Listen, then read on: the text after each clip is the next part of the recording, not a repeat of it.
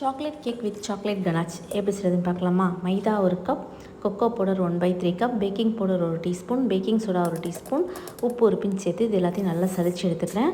அதுக்கப்புறம் sugar 1 cup சேர்த்துட்டு நல்லா மிக்ஸ் பண்ண பிறகு 2 முட்டை, வெண்ணிலா எசன்ஸ் 1/2 டீஸ்பூன், பால் 1/2 கப் அளவு எண்ணெய் சேர்த்துட்டு இதை நல்லா மிக்ஸ் பண்ணிடுறேன். ஹேண்ட் மிக்ஸ் கட்டி கூட மிக்ஸ் பண்ணிக்கலாம். கலந்த பிறகு 1/4 கப் அளவு கொதிக்கிற தண்ணி சேர்த்து மறுபடியும் ஒரு தடவை கலந்து விட்டுட்டு இது ஒரு பேக்கிங் ட்ரேயில் மாற்றி பேக் பண்ண வச்சிடறேன். பேக் ஆகிட்டு இருக்கணும். அது கடையில் சாக்லேட் கனாச் ரெடி பண்ணிக்கலாம்.